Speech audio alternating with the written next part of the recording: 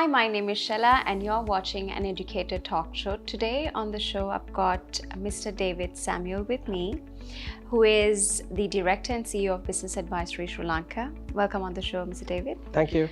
I'd like to hand it over to you so you can talk a little bit about, because I've got quite a lot of things that is right under your bucket and it's amazing to look at it this way. But maybe if you can tell us what you do and how you've come to this place. Yeah, I'll tell that in brief. So Business Advisory was established in 2016 and until then I used to work for organizations. But the aim of establishing Business Advisory is to go ahead with management and education related consultancy that also includes trades and investment. So we manage several brands under a cluster. So we do manage institutions from Australia and in the UK. And then we also into transnational projects in education. And in addition to that, we also into managing a little bit in the area of trade and investment into Sri Lanka. So going into this pathway is actually, after I have worked for my employers, I thought it's time for me to hang up and start something on my own, which led me to start Business Advisory Group. So that's lovely to know, Mr. David. I am now a little bit curious about your personal background. If we are to talk about it a little bit, can we start with your family and who is in your family? Literally, it's my wife and daughter. So, of course, my amma, and we are a small family. But it's interesting that it's, of course, part and parcel of our life. So, what was the impact from your family about your father, mother, like you said? I think it's about family ethics, I would say.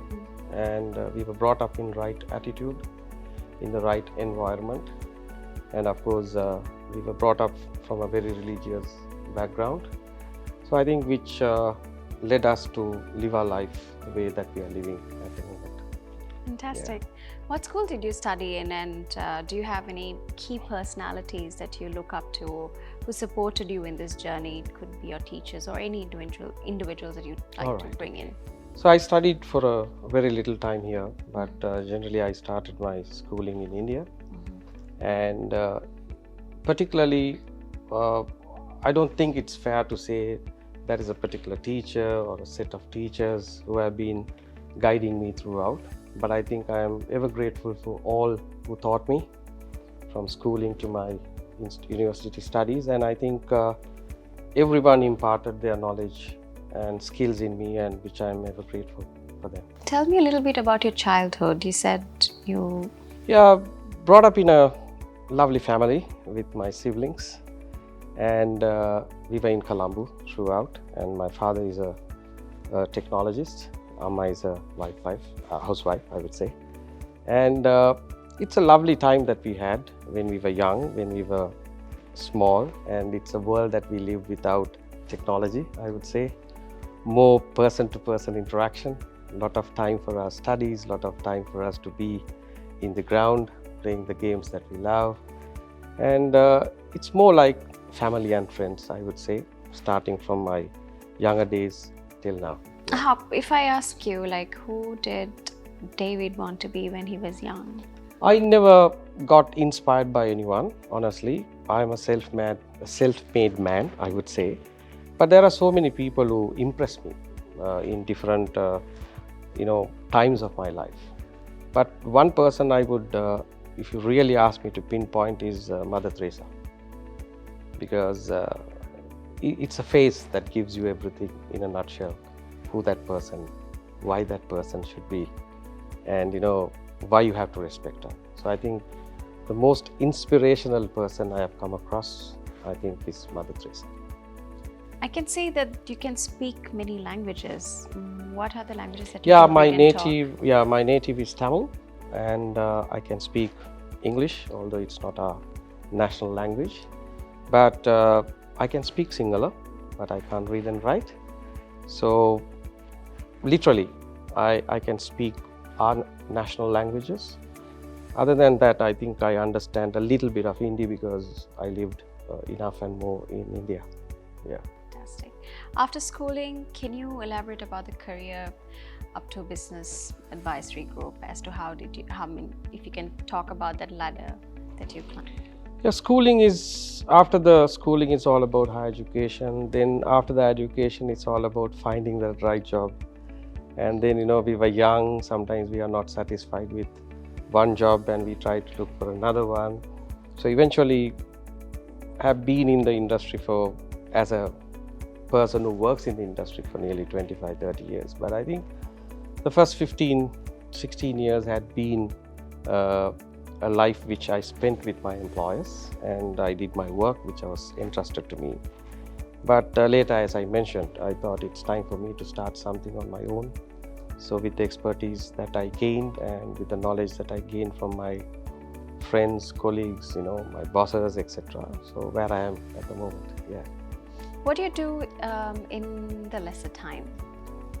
More to do with, I think, household work, I would say, because I think nowadays weekends are more busier than weekdays. So one thing I love to do is a little bit of gardening at home. I was just going to ask you. So I love that. It would have come out rude if I said that, yeah. I can see a gardener in you. So I love a little bit of gardening because, it's good to have these plants around you. And then, of course, I'm not very fancy about these hi-fi dogs, but I pick up stray dogs from the roads, streets. I bring them home, I nurture them, and then I give it to lovely homes who can take care. So most of my time, lesser time, I spend with my little bit of gardening and with my doggies at home. With your experiences, what is the advice that you can give to the children today? Be humble.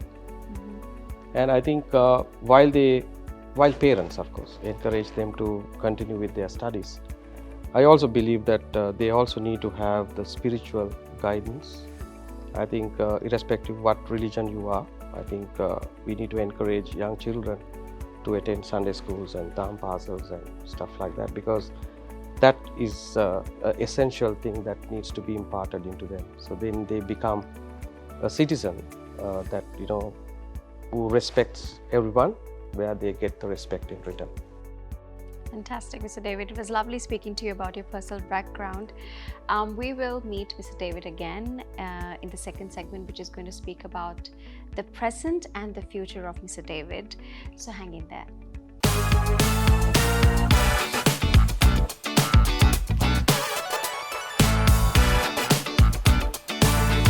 You're back at the Educator talk show. We've got Mr. David Samuel with me speaking about the present and the future in this segment.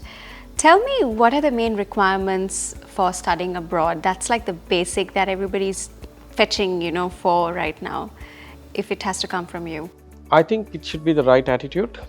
It shouldn't be just thinking I'm going overseas for study. So you need to have an objective of what you're going to study and what you want to be.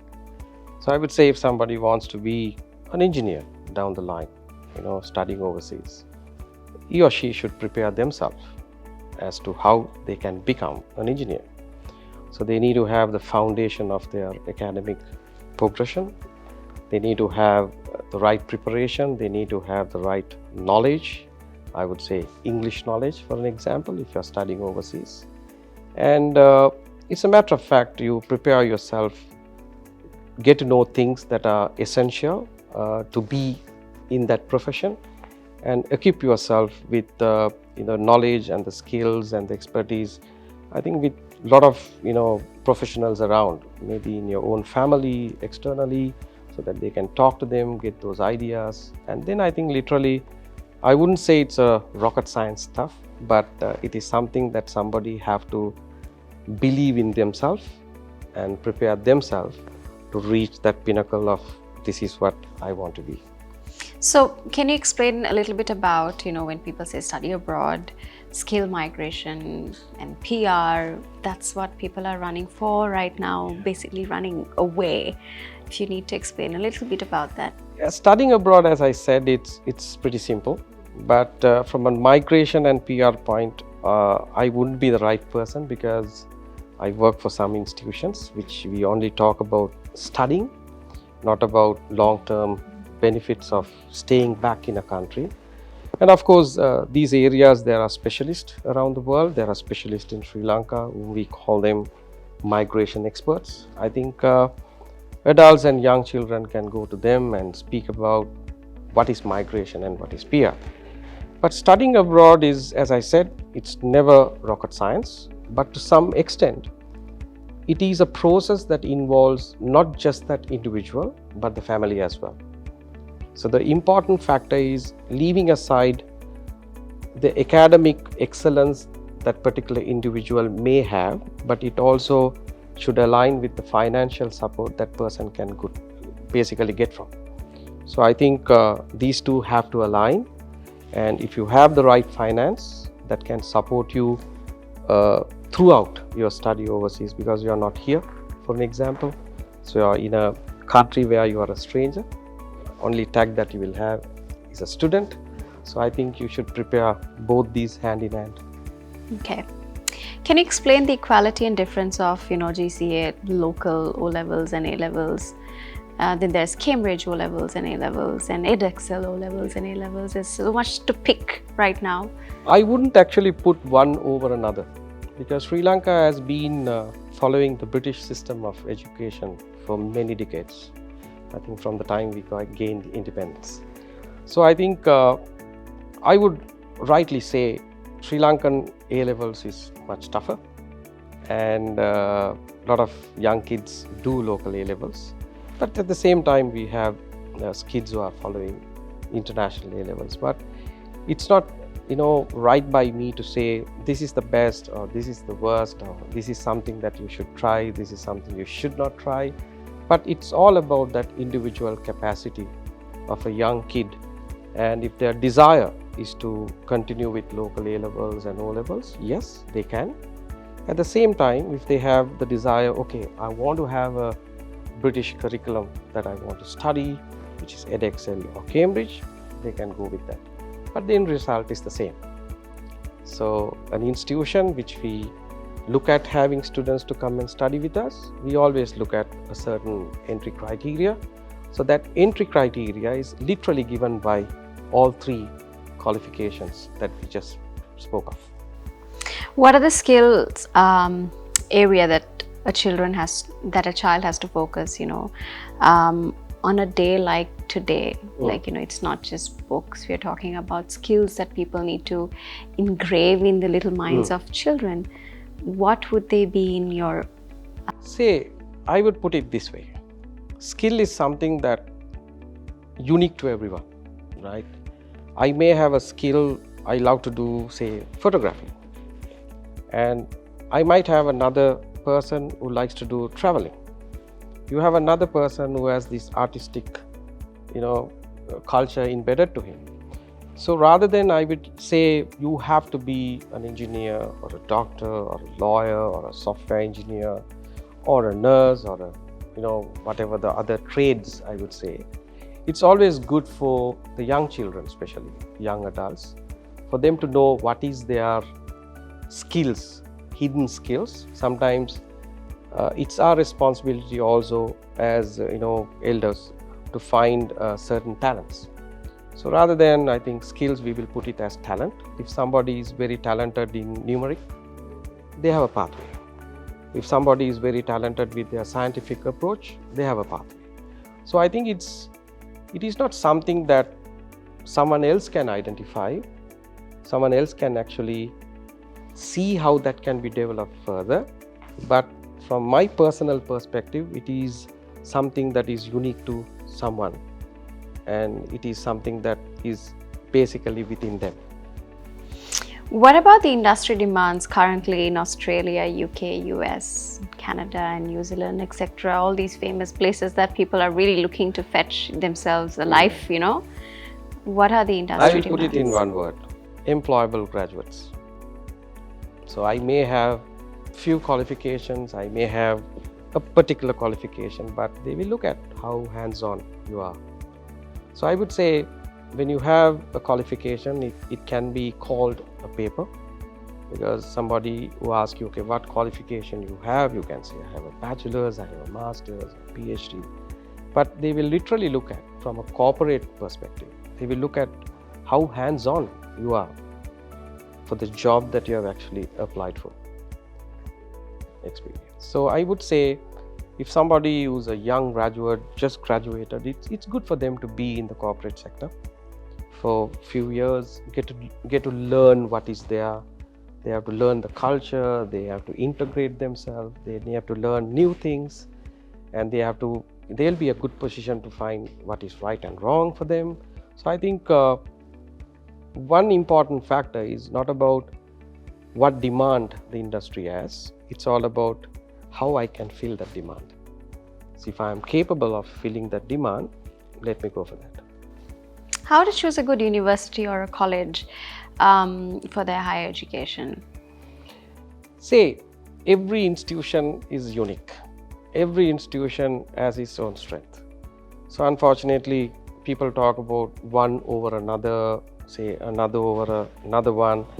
In my book, I never do that, because I always believed that every institution, irrespective of whatever the rankings that has been put out by various bodies, every institution has its own strength.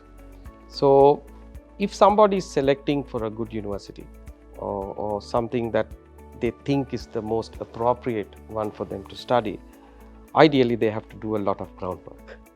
So I would say, if you want to do something in sciences, choose, rather than looking at hundreds of institutions which offer science, you first decide which destination that you want to go.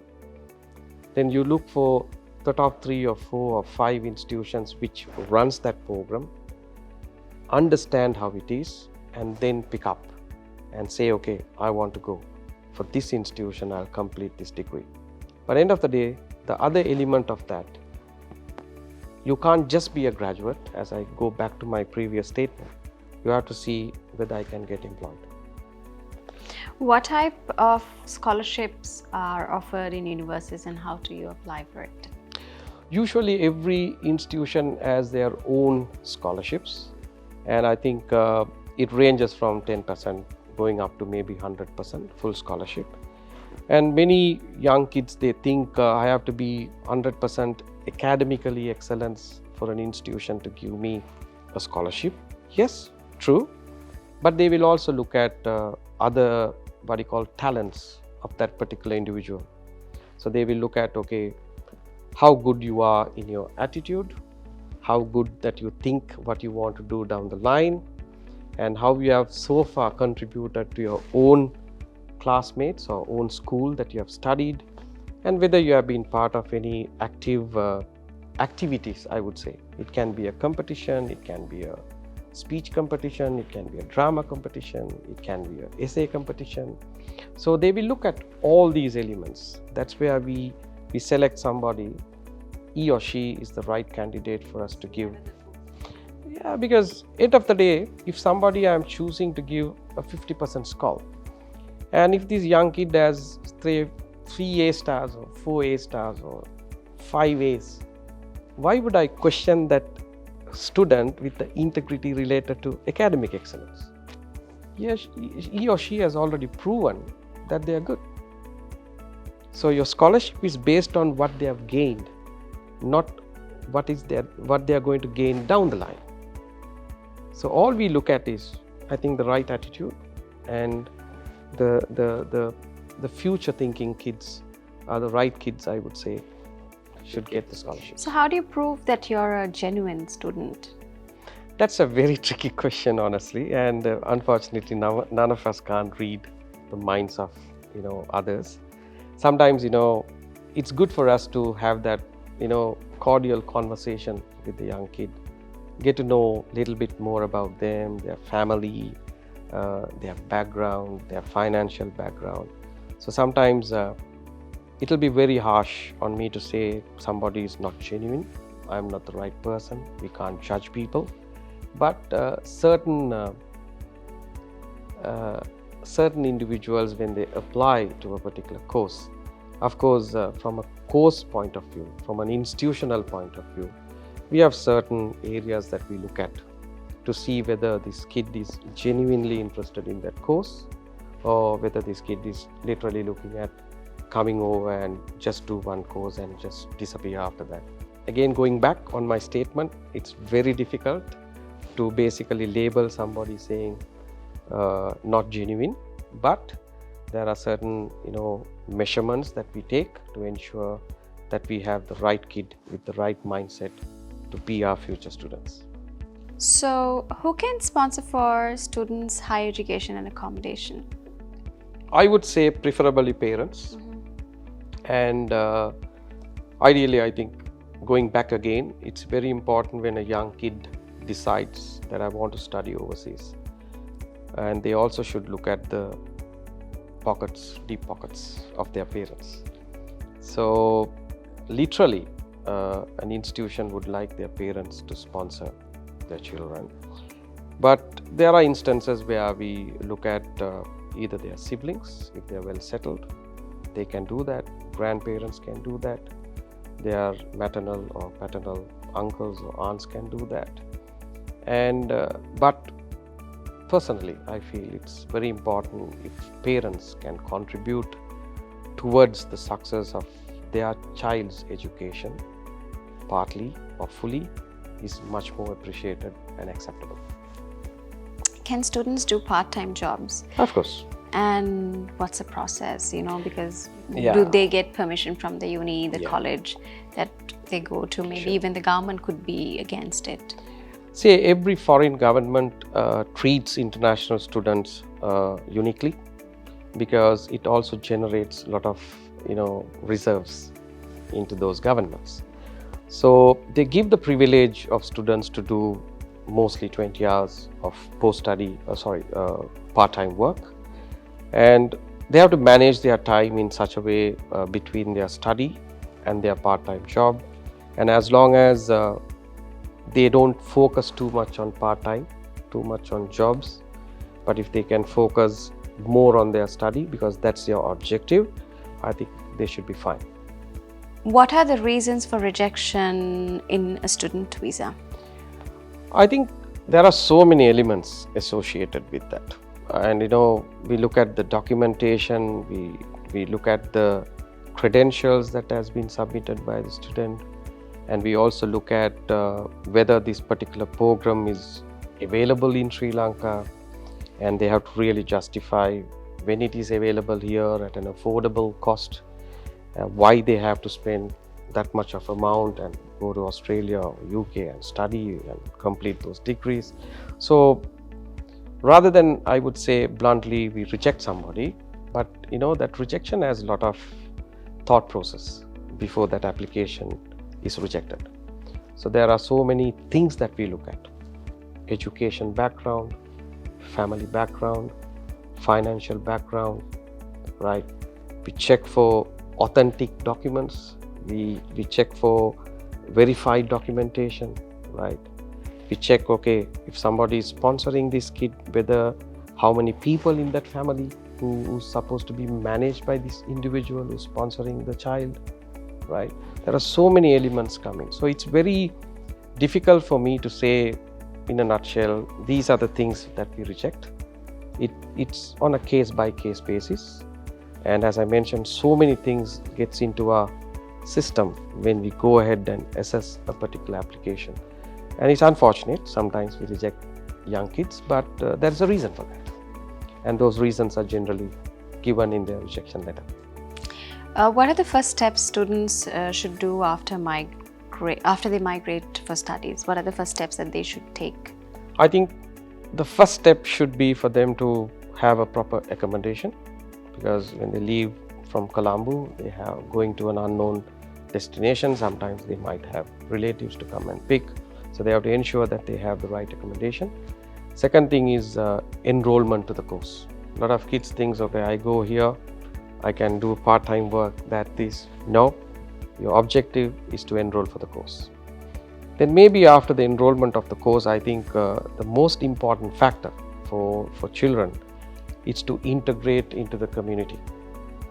And I think if I think of studying in UK, studying in Australia or in Canada or US, if I'm not comfortable integrating myself into the community there, I think I'll be a failed product. I can literally pass my exams, I can be great in my academic and cocooned in a achievements. room. But I think very important to understand the culture, integrate ourselves into that, learn about the systems in that place. I know people they get into a running bus here, which they can't do there. So people have to sometimes wait in the queue to get into a bus. Here, you know, people go from all over and they just bulldoze somebody and just get in. So certain things, it's something that I would say common sense, but it's very important they use it when they are actually in a foreign country. So respect the laws, respect the rules, and ensure that you follow the systems. That's very important, even whether you're a student, whether you're a migrant, whether you're an employee going overseas with a job offer, respect the systems in that country. What kind of support do you expect from the Sri Lankan government? Good question. I'm completely clueless at this moment with all what we have seen.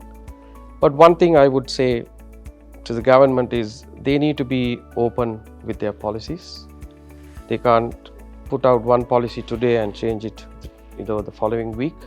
They need to have a straightforward policy about supporting education, right? And on one side, they also should look at making study in Sri Lanka feasible as well. So people always ask me question when we represent institutions which we represent from other countries. We are literally sending our kids. It is not our intention, right? People should not think that we are voluntarily sending children overseas for study. It's up to the child to choose whether I want to study here, whether I want to study overseas. And in between, they decide what are the pros, what are the cons. Every kid can't go overseas and study. And our education system is lovely, no doubt about it. But I think government need to be proactive. And I think a systematic government, corrupt-free, right, give that right access for private education is the right way the government should think at. What is the best advice you could give to a student or a parent that would like to, maybe perhaps, look at a journey in such manner? What would be the best advice that you could give them? I think it's all about preparedness. Say you have a young kid at home, maybe 3-4 years. We plan that, right? We know at what age that we are going to put the kid in a kindergarten. What's the time duration from there to go to grade 1? And what's the plan we have from grade 1 to O levels and A levels? And what are the exit points? What are our commitments towards the child in terms of developing the skills, extracurricular activities, funding? All these are part and parcel of bringing a young child. So I think any parent or any individual for that fact thinking of going overseas, I think that preparedness should start at an early stage. I can't decide today and say tomorrow I'm going overseas. It doesn't work because there are so many things that they need to fulfill. So I would clearly state to parents and for younger generation of kids, if you're thinking of studying overseas, even if you're thinking of studying here, your education progression, plan it out. And without a plan, you will fail. All right. Lovely speaking to you, Mr. Pleasure. David. It Thank was great speaking to you about really insightful stuff that I'm pretty sure the parents and the children would be curious about. We will meet you in the next segment where we will speak to Mr. Samuel about 7 questions that I think he wouldn't know what he's going to put himself into. So we'll meet in the next segment.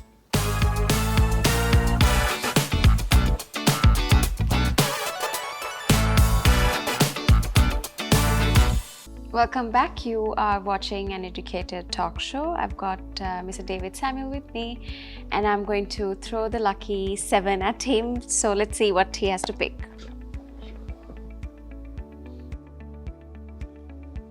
Okay. Who is your biggest inspiration? As I said, Mother Teresa. Okay. Yes. I'll pick the next one. Number 2. What would you change about yourself if you could? Difficult question. But I think one thing I would think of is maybe life balance. Right.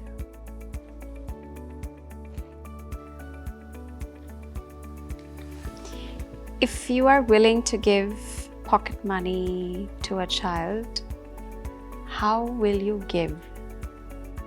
I think when you are I think When that's you a very difficult question because now when you are tasked to give pocket money, of course you are giving them. So I don't think we can have a restriction to say, this is why I am giving you this. But we have to trust them. We have to believe them. So sometimes as a parent myself, if I'm supposed to give money to my daughter, I don't tell anything because I believe that they know how to spend that money. As long as that money is spent in the right way, as parents, we are happy. But it's very unlikely we make restrictions. I give this money, you have to go and have a coffee. No, it's up to them.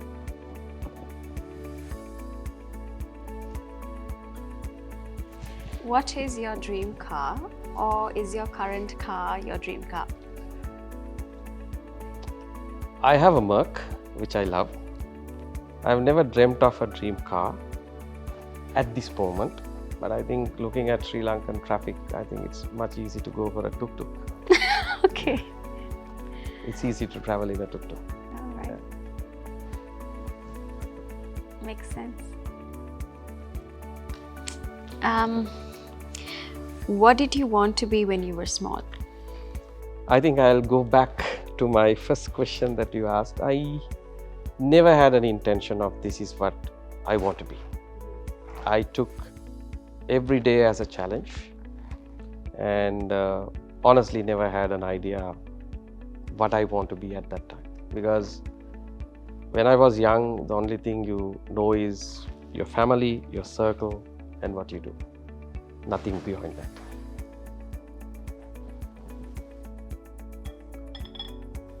This is your second last. Yeah. Name one thing you would like to change about Sri Lanka. Politics and politicians, definitely. And I think we need a reform. I say this as a Sri Lankan citizen, I say this as a professional, and we have young generation to live in this country. So we need a big political, cultural change that is in demand at this moment. Fantastic. The last one. What's the one thing on your bucket list you would like to finish next? It's a long-term plan, but it's something that lingers in me for many years, I would say. There are two things that I want to do. One is I want to build a sanctuary for dogs, and on the other side I also wanted to have an elders home set up, so where I can also live. So these are two things in my bucket list, but not for it to happen immediately, but down the line, God willing, I will achieve these two before I'm called to rest. Right, it was lovely having you, Mr. David. Thank you. Thank you so much for being on the show, and I'm pretty sure mothers or parents as general watching this would definitely be inspired by Mr. David's story and the advices that he had to give. Always remember, if you can dream it, you can do it. You're watching an Educator talk show.